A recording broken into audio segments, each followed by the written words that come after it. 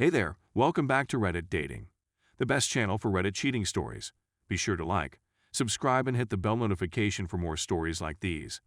Now, let's get into the video. My friend caught my girlfriend cheating on me. I took revenge and she gets stuck with all the bills. I meet my ex when I was in a job training program that we joined.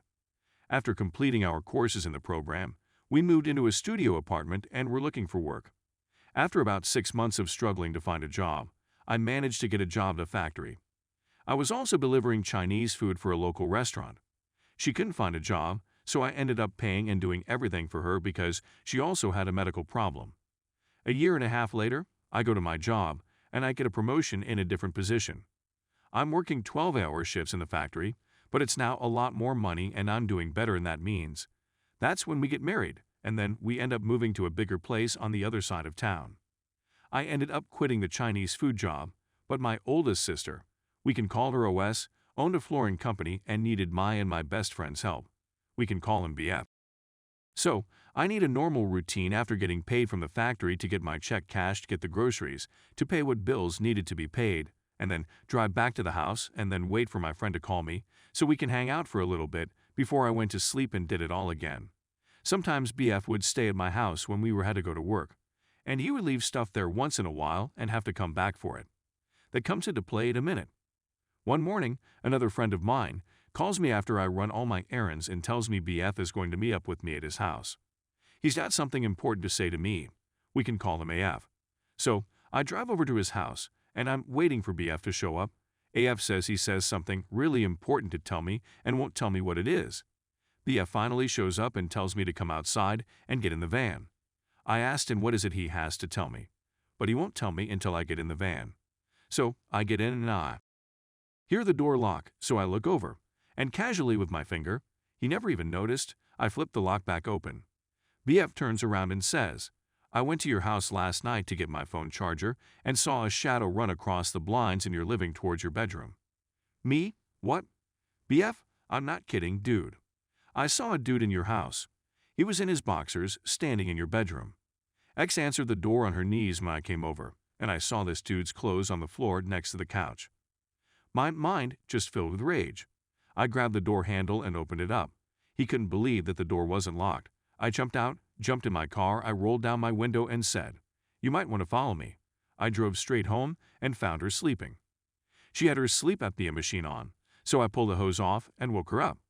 Me? This is one of those times you well better be telling me the truth. Who the heck was here last night? X, just a friend of mine. Me, a man? X, yes, he came over, and we were watching TV. Me, why's BF telling me he was in his boxers in our bedroom? I walked out and got the phone and called BF. He was still at AF house. Forgive me for not being able to remember all the details of the conversation, but this was 12 years ago. I put him on speaker, and all of us were arguing over this, and there was something she told him last night that she couldn't tell me. I finished talking to BF for now, once he was convinced I wasn't going to kill her and hung up. She was crying and trying to convince me nothing happened. X, honey, believe me. Nothing happened. Me, what is it you said to him? X, I told him he was just flirting with me. I didn't buy it. So, I decided to sleep on it until I figure out my next move. I woke up that afternoon and acted like I believed her. I went to work that night, and on Friday to Sunday, I was going to Connecticut to work for my OS again. BF couldn't go, so I stopped by his house on my way home from Connecticut. BF, what's up, man? Me, what was it she couldn't tell me? BF, she told me that she's been messing around with him already.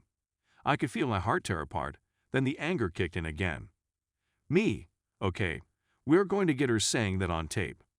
BF, I'm not going to be doing that. Me, you're doing this. You caught her. Now you're going to do this for me. He didn't want but agreed to. I hung out with him for a few hours, then went home. When I got there, the entire house was clean, and some of the furniture was moved around. She had never done anything like this before, so I could tell she was trying to get me to believe she was innocent. I acted like I was happy about it, but didn't really care. The next day, we went to BF house. We hung out for an hour, in which time, while she was in the other room. BF told me he had an old cell phone he could get the recording with. I told her I had to run to the store to get some drinks. I drove to the store, and he got her talking about it. After about 10 minutes, I came back. He was in the kitchen holding the phone. I took it to the bathroom and listened to the recording. A lot of the recording was hard to make out, but close to the end of the recording, I heard this. BF, but you told me you messed around with him. X, I was going to. That was all I needed to hear. Vengeance was going to be mine. Here comes the revenge. This was the point at which I contacted my OS, who then called my middle sister, MS. I informed them of what was taking place. OS had previously gone through a divorce and started researching the procedure to be followed in order to get another one. I informed my employer at the factory of the situation and informed them that I may need to take a few days off to complete the tasks at hand. He understood, since this is something that many people who work evenings have to deal with. On the way to the courts in Cambridge, OS and I meet up just outside of Boston to submit our documents. I explained to the clerk that I want any more documentation to be delivered to OS residents, so that X is not aware of what is going on. Their response was that they had no objections to this and informed me that she will be served with the papers within a month. I then persuaded her to transfer ownership of the vehicle to my office so that we could save money on insurance. I paid for the automobile, as well as for the insurance and everything else associated with it. Thus, that vehicle is mine. She was apprehensive at first, but I persuaded her that it would be beneficial for both of us. I also began to treat her as if she were worthless. She would make an attempt to communicate with me, and I would behave as if what she had to say didn't matter. One morning, I woke her up by removing the hose from her washing machine and farting into it. We were still having relations, but I treated her with respect she deserved. She was still completely clueless as to what was going to happen next. My OS had the car's title re-registered in New Hampshire in her name and the license plates ready when she arrived. On Saturday morning, my boyfriend and I were working for her, and we had everything planned out in advance. I spent the remainder of the day at PF Place until approximately 10 o'clock, at which point I returned home with my family. It was 9 a.m. and both OS and MS were scheduled to arrive at our house. I told her we needed to get some sleep. On the next morning, I awoke and gently urged her to wake up. I got out of bed and went to the bathroom. I washed my teeth and put on my clothes. As I came out of the bathroom and into the bedroom, I thought to myself, she was still seated on her bed, staring at the ceiling. X, why are OS and MS coming over so early?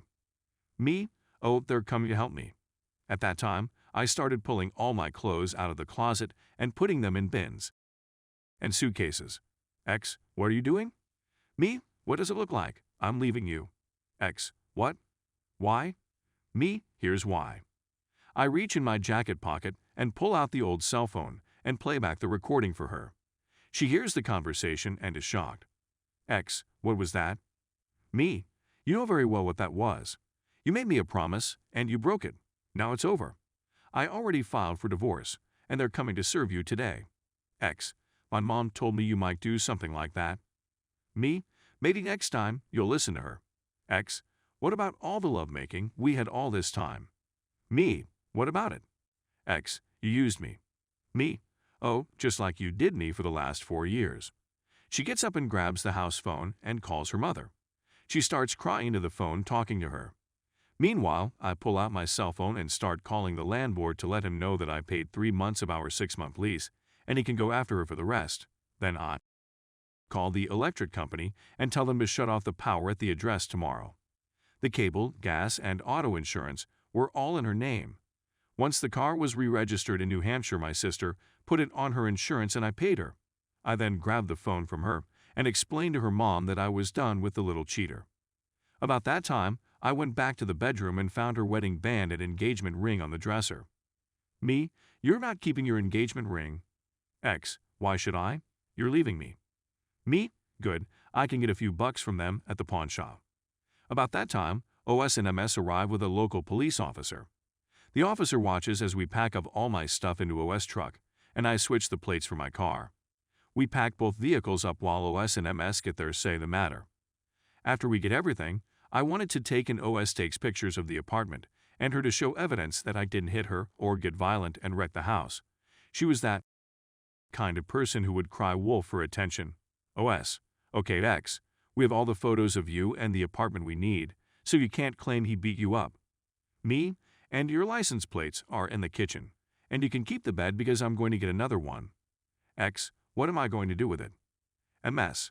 Why don't you give it to your side piece? Me, laughing. There's a good idea. So I moved out and over to BF house until I could afford another place of my own, which only took me about 3 months. Another 3 months later, and we were officially divorced, and she didn't claim any alimony. She wound up living with her mother for a while, but I heard she started sleeping with her mom's man. Disgusting. As for me, I took it as a lesson not to rush into anything unless you are 100% sure it's worth it.